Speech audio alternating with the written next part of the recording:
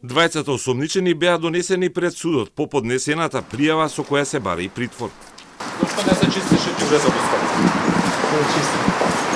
Не работеле по оперативниот план, дозволиле мини депонии на улици и тротоари и го загрозиле здравјето на Скопјани. Стои во соопштението на обвинителството, откако е поднесена кривична пријава против директорот на комунална хигиена Сабахадин Рустеми и раководителот за управување на отпад Аки Сеити. Со кривичната пријава опфатени се само двајца, а полициско-обвинителската истрага не чепна никој од управниот одбор, иако и тој орган во предпријатието има големи овластувања за справување со скопското ѓубре. Од обвинителството уверува дека истрагата досега нашла докази само за двајцата приведени. Приведените се од една политичка структура, а председателката на управниот одбор е од друга, која сега ја води државната власт.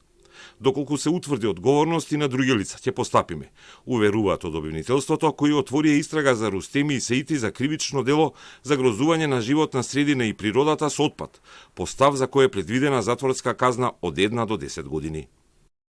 Со пропуштање на целосниот надзор над собирањето и транспортирањето на комуналниот отпад, како и со непрописно управување со отпадот, тие овозможиле во текот на месецов да се создадат мали депонии на јавни и сообраќајни површини во близина на предвидените садови за собирање комунален отпад, со што предизвикале значително оштетување на квалитетот на почвата, воздухот и водата и го довеле во опасност животот и здравјето на луѓето од предизвикување заразни или други болести.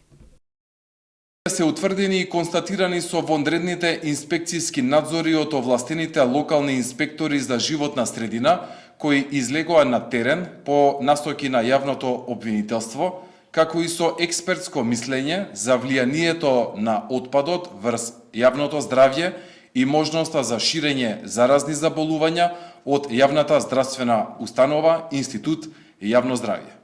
Обвинителството смета дека постои опасност Рустеми и Сеити да влијат врз сведоците или да го повторат делото, поради што бараше најстроги мерки за обезбедување.